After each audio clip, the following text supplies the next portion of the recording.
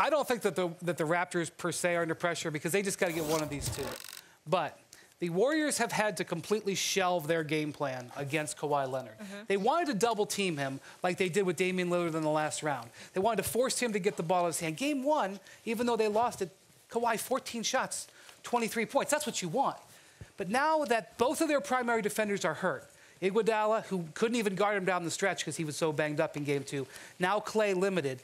And they don't have Kevon Looney, and they've had to go back to the more traditional big men. They can't double team. So Kawhi has a green light to play against defenses that are more comfortable. Look what happened in game two. With Iguodala banged up and without Looney, he scores 34. So this is the window. No Durant, not here. Hobbled Klay. He's only going to get healthier as the week goes on.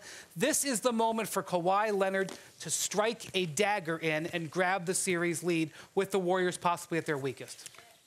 There's every moment is Kawhi's moment. He's not worried about double teams. None of that stuff can stop Kawhi. Nothing they can do can stop Kawhi. Kawhi's own legs can stop him. You know, like his shot's not falling because his legs are shot, but he's got that extra day rest now. It does not matter. By the way, I thought Iguodala did an admirable job on defense. They had to take him off down the stretch. Yes, early on, right, because to do it all game is a lot. But Iguodala is a man. So is Draymond, like the way they've been playing when it matters most. But Kawhi is that way too. The best player in this series, by far, and it is not close, is Kawhi Leonard. He's the best offensive player in the series, and defensively Steph is the only comp to him offensively who's healthy right now, and defensively the only comp is Draymond. It's like Steph and Draymond in the same body. That's Kawhi Leonard, and unlike Steph, he's cool under pressure at the end of games. The pressure is on Steph Curry. Look. I'm not talking about Steph is doubled, so Steph makes the right basketball play, and then his numbers suffer, and he shouldn't be criticized for that. I agree with that. The Golden State Warriors are great primarily because everyone wants to play with it here because Steph set the culture because he's that type of player. Good for Steph. I'm talking about at the end of games when you are the conductor of the greatest half-court orchestra that ever was. In the finals, Game 7, on your home floor after a 73-win season, you are not allowed to not score in the final 4:22 of the game and lose to the Cavs. But that's what happened, including missed threes, including passing up threes, including behind-the-back passes into the stands, unforced turnovers. Are you kidding? And that was maybe the most, you could argue that was the most pressure-packed game in the history of basketball, considering it was on the line. That's one of them for the Warriors. That's how Steph played. The reason you won game 2, it was an accident.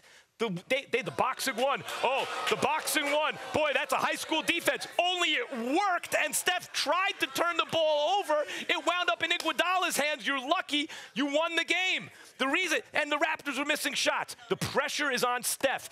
It's 5 straight finals. Can he win an MVP? Can he come through when it matters most? Not when he's got KD and everybody's chest out, but when it's like, who's going to win this series? Can he come through now with Klay out when they need him most? Can he get his team the W? The pressure's on Steph. I disagree. I mean, a three-time champion who's obviously the greatest shooter we've ever seen. He's in this position. I get it.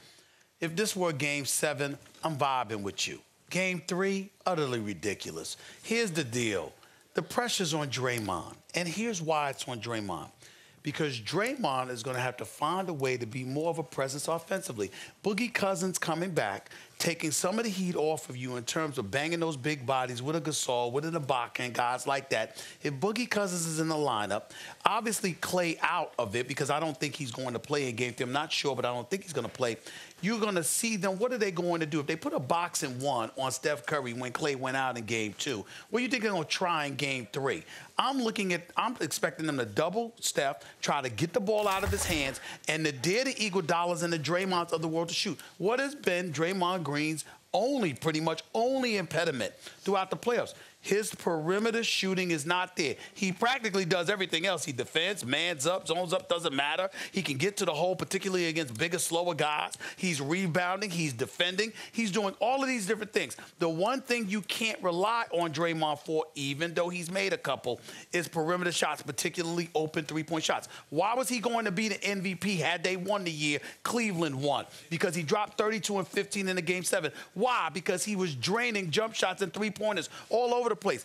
Draymond Green is a jump shot away. I'm talking about a consistent jump shot away from being talked about on a Hall of Fame level. If Dennis Rodman can be in the Hall of Fame. No, he's already Hall of Fame. But I'm just saying, I said talked about. I'm not saying he's not going to go, but talked about. So when you look at it from that perspective, in a game like this where Klay Thompson is not expected to play, Draymond Green hit some shots and watch what happens to the Toronto Raptors. Well, he's making a great point because nobody in their right mind would ever play zone against the Golden State Warriors. You would think, why would you ever play zone 2-3, 3-2?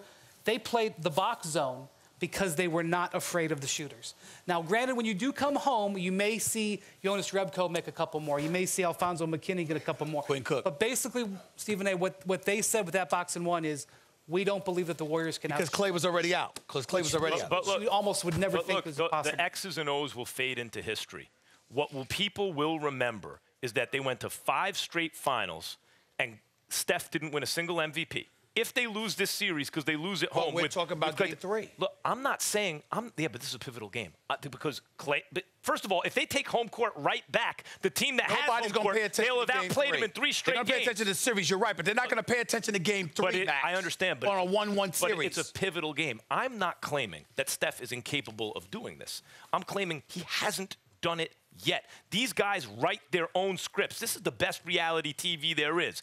James Harden could have balled out under pressure in these playoffs. He didn't. You know, Kawhi did. We saw KD early on do it. These guys write their own scripts. It's not written in stone. Steph, where were you the night when you were at home, down KD, down Klay, Kawhi coming on, tied series? How did you play? History will record it. The pressure is on Steph Curry. And that might happen tonight, so how likely is he to disappoint? I haven't seen him come through yet under these circumstances. I'm rooting for him. I will say this.